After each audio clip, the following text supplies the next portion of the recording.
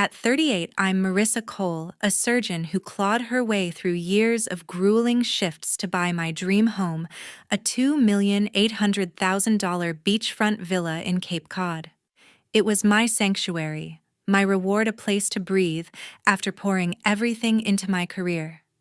But that peace shattered with one phone call. My brother called, his voice dripping with that familiar entitlement. "We're on our way to you," he said. "There'll be 20 of us. Prepare beds, towels, slippers, food. We're staying for 2 weeks. We'll be there in 30 minutes, so hurry up." I stood frozen, gripping my phone, his words echoing like a slap.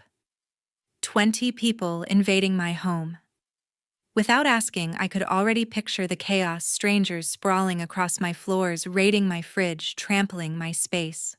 My heart raced, not with panic, but with something sharper.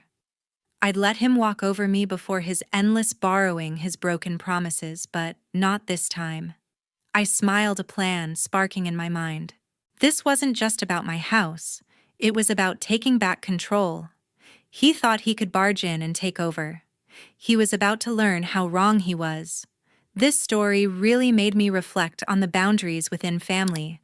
What about you? Share your thoughts in the comments so we can discuss together. As I hung up the phone, my mind drifted back. Ethan's voice, smug and demanding, wasn't new. It was a pattern, one I'd ignored for too long, hoping family meant loyalty. I was wrong. 5 years ago, Ethan came to me with his big idea, a startup selling artisanal coffee. He needed $50,000 to get it off the ground. I was 33, fresh off a promotion, and wanted to support him. I wrote the check, no questions asked, believing his promises of repayment. The business folded in 6 months. He never paid me back, not a dime, claiming the market crashed. I let it slide, thinking family deserved second chances. Then there was my car. 2 years ago, Ethan borrowed my SUV for a weekend trip. He kept it for 3 months, racking up parking tickets and leaving coffee stains on the seats. When I confronted him, he laughed it off, saying I could afford a new one. I was furious, but stayed quiet. Mom had always preached keeping the peace. She'd passed by then, but her voice lingered, urging me to hold the family together. I tried, even when Ethan took my grandmother's pearl necklace from my dresser, claiming he'd borrowed it for his girlfriend. I never saw it again. He didn't even apologize, just shrugged like it was nothing. The worst was his son, Caleb. At 16, Caleb needed tuition for a private school. Ethan was too busy blowing money on sports betting to care. I paid the $20,000 bill, thinking of Mom, who'd always wanted the best for her grandson. Ethan thanked me with a half-hearted text, then bought himself a new watch. I saw it on his wrist at a family dinner, gleaming, while Caleb's school fees drained my savings. Each time, I told myself it was the last favor. But Ethan kept coming back, banking on my success, my stability, my silence. It started when we were kids. Ethan, 2 years older, always had a way of getting what he wanted. He'd charm Mom into extra allowance, leaving me to scrape by. In high school, he'd take credit for my projects, grinning when teachers praised him. I worked hard, studied late, built my career from nothing. Ethan. He coasted, leaning on my achievements like they were his. When I got into med school, he asked for a small loan to cover his rent. I gave it, thinking he'd grow up. He didn't. Over the years, I handed him thousands, 10,000 for a failed DJ gig, 5,000 for a sure-thing investment. Each time he'd promise to pay me back, then vanish until he needed more. I wasn't naive. I saw the pattern, but guilt kept me hooked. Mom's words echoed, "Family looks out for each other." I wanted to honor her, to be the sister she'd raised. Ethan knew that, and used it. He'd drop her name in every ask, knowing it'd tug at me. Mom would have wanted this, he'd say, and I'd cave. But standing in my villa, his voice still ringing from that call, I felt something shift. Every loan, every stolen item, every broken promise piled up. This wasn't about family. It was about Ethan seeing my success as his personal ATM. I'd spent years building this life, this home, only for him to assume he could walk in and take it. The memories burned. I thought of the late nights studying the 12-hour surgeries, the sacrifices to afford this villa. Ethan never saw that. To him, my hard work was just a resource to tap. I remembered the last time I saw him 6 months ago at a cousin's wedding. He'd bragged about his new boat bought with money I later learned came from selling my old laptop, another borrowed item. I'd let it go, not wanting to ruin the day. But now, with 20 people about to invade my home, I was done. Ethan thought he could keep taking. He was wrong. 30 minutes later, the driveway roared with engines. I stepped to the window, my stomach twisting as 3 cars and a van pulled up, spilling out a crowd of 20 strangers. Ethan led the pack, striding toward my front door like he owned the place. Before I could even open it, they pushed inside, their laughter loud and careless, carrying bags of chips, 6-packs of beer, and pizza boxes. The hardwood floor, polished just yesterday, was instantly littered with crumbs and muddy footprints. Someone dropped an empty can on my rug, the aluminum clinking as it rolled. I stood frozen, watching my sanctuary turn into a frat house. Ethan didn't even glance at me as he tossed his duffel bag onto my couch. "Nice place, Marissa," he said, his tone casual, like he was complimenting a hotel. His friends spread out, opening my fridge, grabbing bottles, and cranking music from a portable speaker. The bass thumped through my walls, drowning out the sound of the waves I'd come here to hear. One guy sprawled on my armchair, propping his boots on the coffee table. Another opened a bag of nachos, scattering orange dust on my white cushions. I clenched my fists, the air in my lungs feeling heavy. This was my home, my escape, and they were tearing it apart without a second thought. I followed Ethan as he headed upstairs, his sneakers tracking sand on my staircase. "Where's the best room?" he asked, not waiting for an answer. He pushed open the door to my bedroom, the one with the floor-to-ceiling windows facing the ocean. "This'll do," he said, tossing his jacket on my bed. "Me and a few guys are taking this one. You've got other rooms, right?" His smirk made my blood boil. I'd spent months designing that space, every pillow, every frame chosen to make it mine. Now he was claiming it like it was his right. "Ethan, you can't just take my room," I said, my voice sharp but steady. He turned, raising an eyebrow as if I'd said something absurd. "Relax, Marissa. It's just 2 weeks. You're not using it all the time, are you?" His friends lounging in the hallway chuckled, egging him on. One of them, a woman with a beer in hand, called out, "Yeah, lighten up. It's a party." I stared at Ethan, waiting for him to correct her, to acknowledge this was my home. He didn't. Instead, he grabbed a pillow from my bed and tossed it to one of his buddies. "Make yourself comfortable," he said, ignoring me completely. The violation hit me like a wave. This wasn't just about a room or a mess. It was my space, my life being trampled by people who didn't care.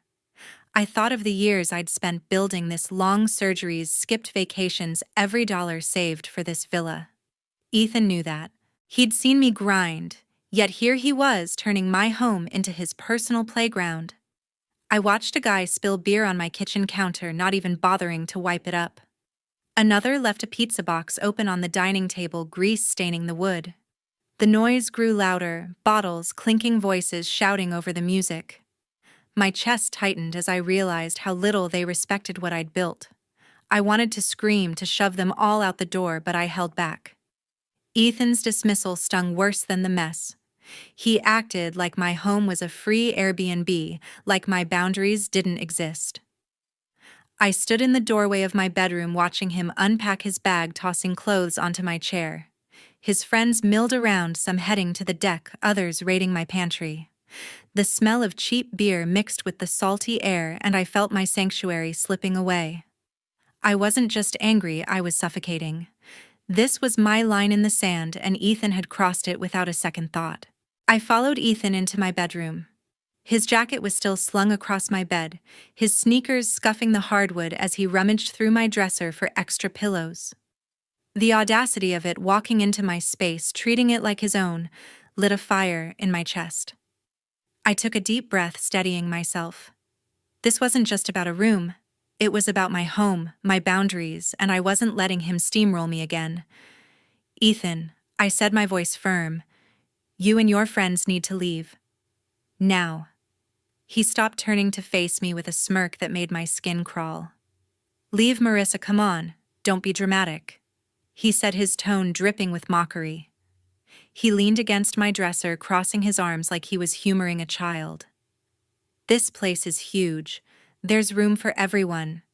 Why make a big deal out of it? His words were sharp-cutting, meant to make me feel small. I stood my ground, staring him down. This is my house, Ethan. You didn't ask. You don't get to decide who stays. His laugh was loud, almost theatrical, echoing through the room. Oh, Marissa, lighten up, he said, rolling his eyes. We're family, Marissa. Family shares, right? You've got all this space and you're hoarding it like some miser. He gestured around as if my home was a public park. The word family hit me like a jab, twisting my resolve. He knew exactly what he was doing, pulling that card to make me second-guess myself. I remembered Mom's voice, her lessons about unity, but this wasn't unity. It was invasion. Downstairs, his friends caught wind of the tension. A guy in a baseball cap leaned over the staircase railing, grinning. Yo, Ethan, she's serious, he called, chuckling like I was the punchline. A woman with a half-empty beer bottle joined in, shouting, Let's all just chill. Okay, it's a vacation. The group erupted in laughter, their voices blending with the thumping music. I felt their eyes on me, judging, dismissing. It was like standing in a spotlight, every word I said mocked. Ethan didn't correct them. Instead, he shrugged, turning back to me with a smug look. See, everyone's cool with it. You're the one making it weird. I clenched my jaw, my hands trembling. The room felt smaller, the air thicker as their laughter pressed against me. I wanted to scream, to drag them all out myself, but I knew I couldn't. Not yet. Ethan, I'm not joking. I said, my voice low but steady. You're not staying here. None of you are. He raised an eyebrow, unfazed, and tossed another pillow onto the bed. You're gonna kick out your own brother, really, Marissa? After everything we've been through, his tone softened, but it was fake, a ploy I'd fallen for too many times. He stepped closer, lowering his voice. Mom would have wanted us to stick together. You know that. That was the knife he twisted. Mom. He always brought her up when he wanted something. I saw her face in my mind, her warm smile, her endless patience. But I also saw the truth. She'd never have let him walk over me like this. My resolve hardened, but the weight of his words, the jeering from his friends, made me feel like I was drowning. I was 1 against 20, their voices loud, their presence overwhelming. For a moment, I felt powerless, like every time I'd let him take and take without consequence. But something snapped inside me. I wasn't that sister anymore, the one who caved to keep the peace. I thought of the villa, every dollar I'd earned, every sacrifice to make it mine. Ethan didn't get to rewrite that story. This isn't about family, I said, my voice cutting through the noise. This is about respect, and you have none. His smirk faltered just for a second, but he recovered quickly, waving me off. You'll get over it, he said, turning back to his bag. His friends cheered, their support like a wall between us. I stood there, heart pounding, knowing I couldn't let this slide. I wouldn't. I slipped into my study and called Bridget. The door clicked shut behind me, muffling the thumping music and laughter from downstairs. My hands shook as I dialed the weight of Ethan's words. We're family. Marissa still clawing at me. Bridget picked up on the second ring, her voice warm and steady. Marissa, what's wrong? You sound off. I exhaled, the knot in my chest loosening just hearing her. Bridget Cox had been my rock since med school, the one person who saw through Ethan's charm from day one. I spilled everything: his unannounced arrival, the 20 strangers turning my villa into a party zone, his smug claim on my bedroom, and the way he twisted family to shut me down. He said what Bridget's tone sharpened, cutting through my haze. Marissa, this isn't okay. That's your home, not his personal resort. You've worked too hard for this. Her words were like a lifeline pulling me back from the edge of doubt. I paced the study, glancing at the framed photo of me and Bridget at my graduation, a reminder of the years I'd fought for this life. I told him to leave. I said, my voice low, but he laughed it off. His friends backed him up, acting like I'm the bad guy. Bridget didn't hesitate. You're not the bad guy. He's crossing a line and you need to push back hard. She didn't stop there. Listen, you're in a gated community, right? Call the neighborhood security team. They handle stuff like this all the time in places like Cape Cod. And get your lawyer on the phone, pull up your property deed. Ethan's got no claim to your house and you need to make that clear. Her advice was practical, no nonsense, exactly what I needed. I nodded, even though she couldn't see me, my mind racing with possibilities. Security and a lawyer, I repeated the words, grounding me. Yeah, that could work. Bridget's voice softened but stayed firm. You've got this, Marissa. Don't let him bully you into giving up your space. It's yours. As we spoke, a memory surfaced clear as day. I was 12, sitting at the kitchen table with Mom June Cole while she chopped vegetables for dinner. Ethan had just borrowed my bike without asking, leaving it scratched in the driveway. I was furious, but when I complained, Mom looked at me, her eyes calm but serious. Marissa, your things are yours. People can only take what you let them. Respect starts with you. Her words had stuck even after all these years. June wasn't here anymore, but that lesson was etched deep, a quiet strength I'd forgotten until now. Ethan wasn't just taking my room. He was disrespecting everything I'd built, everything Mom had taught me to value. Bridget's voice snapped me back. You still there? She asked. I nodded again, clutching the phone. Yeah, I'm here. I remembered something Mom said about respect. She'd hate this Ethan acting like my home's his playground. Bridget sighed. Exactly. June would have called him out in a heartbeat. You need to do the same. You're not alone in this. Okay, I'm here, and you've got the tools to fix it. Her confidence was contagious, sparking something fierce in me. I wasn't powerless. I had options, security, a lawyer, my own resolve. I hung up, my heart still pounding but steadier now. I opened my laptop, pulling up the contact for the neighborhood security team. My fingers hovered over the keys, hesitating for just a moment. Ethan's face flashed in my mind, his smirk, his casual dismissal, but so did Mom's voice, Bridget's encouragement. This was my home, my sanctuary, paid for with years of sweat and sacrifice. I wasn't letting Ethan take that from me, not this time. I dialed the security team's number, my voice calm as I introduced myself. Hi, this is Marissa Cole. I need assistance at my property. As I spoke, I felt the fire in me grow. I was done being pushed around. With Bridget's words in my head, I picked up the phone. My fingers moved fast, dialing the neighborhood security team's number. This is Marissa Cole. I said, my voice steady despite the chaos downstairs. I have uninvited guests at my property who refuse to leave. The operator was calm, professional, promising a team would arrive within 10 minutes. Next, I called my lawyer, Karen, who'd handled the villa's closing. Karen, I need you to confirm my property deed, I told her, explaining Ethan's invasion. She promised to email the documents within the hour, her tone sharp with indignation on my behalf. I opened my laptop, digging through files to find the deed myself, ensuring every detail was ready. This wasn't just a phone call. It was me drawing a line. I headed downstairs, the music louder now, a pulsing beat that rattled the windows. Ethan was in the kitchen, popping open another beer, his friends sprawled across my living room. I took a deep breath, steeling myself.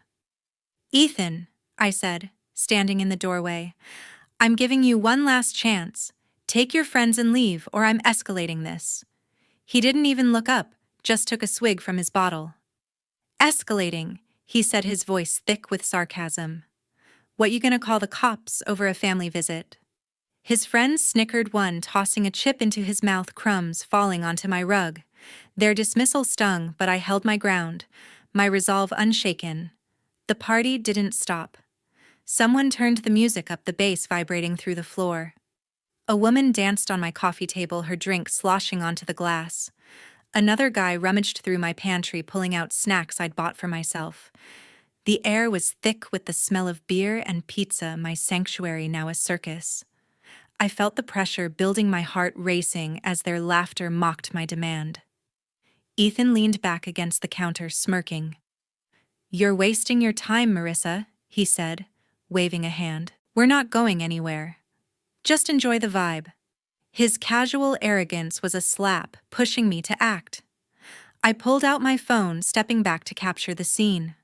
I snapped photos of the mess, empty cans scattered on the counter, greasy pizza boxes stacked on the table, muddy footprints streaking the floor. I zoomed in on the woman on the coffee table, her heels scuffing the surface, and the guy raiding my pantry, bags of chips torn open. I even got a shot of Ethan, beer in hand, smirking like he owned the place. These weren't just pictures, they were evidence, proof of what he'd done to my home. I sent them to Karen, my fingers steady as I typed, "For the record, this is what I'm dealing with." She replied instantly, "Save those. They'll help if this goes legal." The noise grew louder, a new group of Ethan's friends shouting over a card game in the dining room. I stood in the corner watching them trample my space, my chest tight with frustration. Every laugh, every clink of a bottle felt like a challenge to my authority. I thought of Bridget's advice, security lawyer proof, and felt a surge of clarity. Ethan thought he could ignore me, but I wasn't backing down. I checked my email. Karen's message had arrived, the deed attached confirming this villa was mine, not his. I clutched my phone, the photos and documents a shield against his entitlement. Time was ticking, security would be here soon, and I was ready to end this. 10 minutes later, the security team arrived. 2 black SUVs pulled into the driveway, and 3 uniformed officers stepped out, led by Officer Craig Spencer. His broad frame filled the doorway as he knocked, his voice calm but commanding. "Ms. Cole, we're here about your call." I opened the door, my heart steady despite the chaos inside. The music still blared, and Ethan's friends lounged across my furniture, oblivious to the shift. I handed Officer Spencer my property deed, the pages crisp in my hand. "These people are trespassing," I said, pointing to the crowd. "I've asked them to leave, and they refused." Officer Spencer scanned the deed, nodding. "All right, folks." He called out, his voice cutting through the noise. "This is private property. You need to pack up and leave now." The music stopped abruptly, and a hush fell over the room.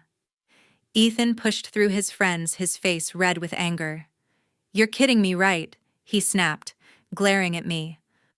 "Marissa, you called security. On your own brother." His voice dripped with betrayal, but I saw through it, another attempt to twist the narrative. "You didn't give me a choice." "Ethan," I said, my tone even, "this is my home." His friends stirred, some muttering, others grabbing their bags. But not all complied. A guy in a hoodie, swaying from too many drinks, stumbled and spilled red wine across my cream-colored rug, the stain spreading like blood. Another, trying to steady him, knocked a glass figurine off my coffee table, scratching the surface with a sharp screech. I winced but stayed focused, snapping a quick photo of the damage with my phone.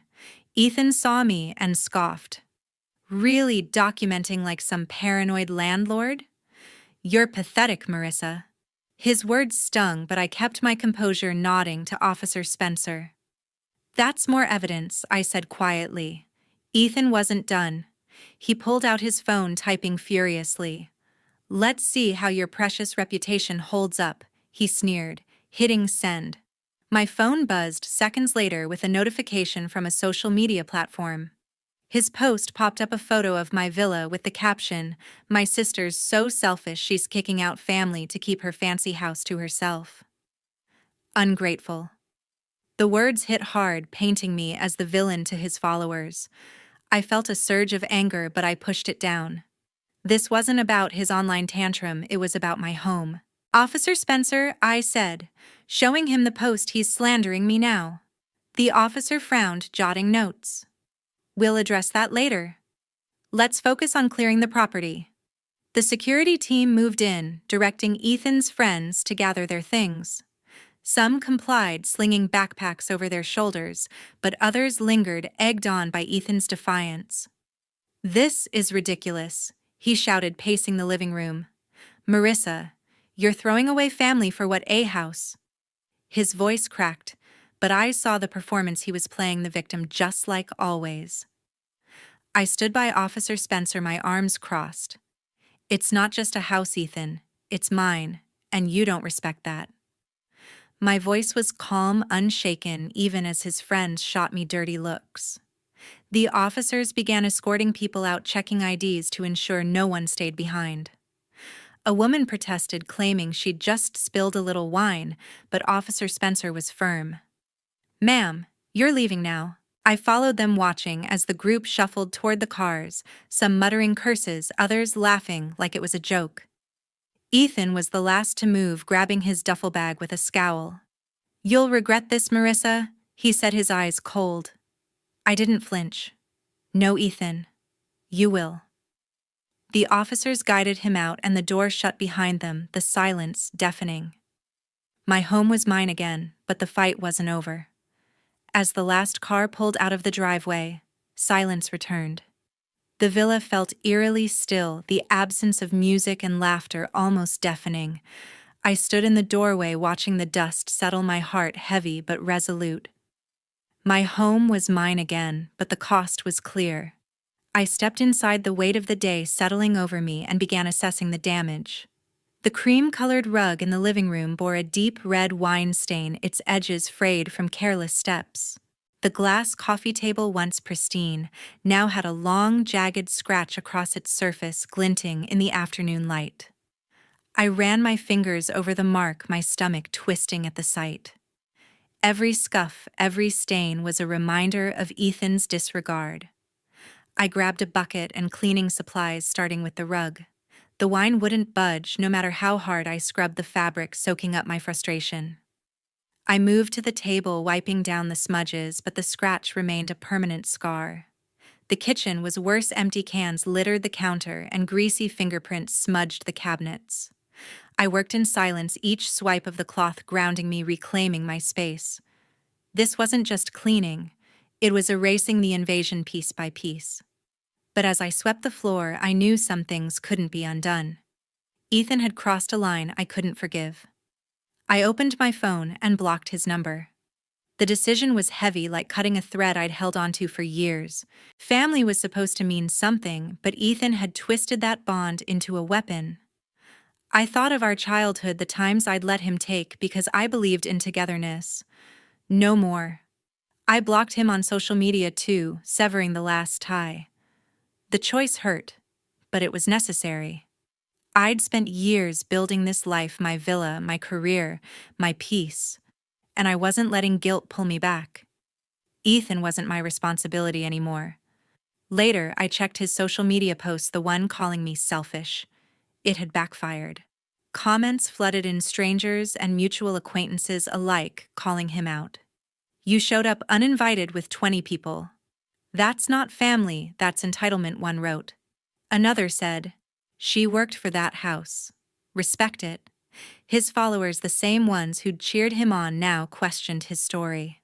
A few even messaged me, offering support, appalled at his behavior. Ethan's attempt to shame me had turned on him, his credibility crumbling under the weight of his own actions.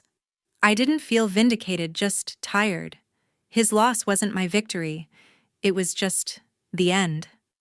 As I sat on my deck watching the waves crash against the shore, I reflected on what this ordeal taught me. Setting boundaries isn't selfish, it's survival. Family doesn't get a free pass to disrespect you, no matter how close the blood. I'd spent too long bending to keep the peace, but peace at the cost of my dignity wasn't worth it.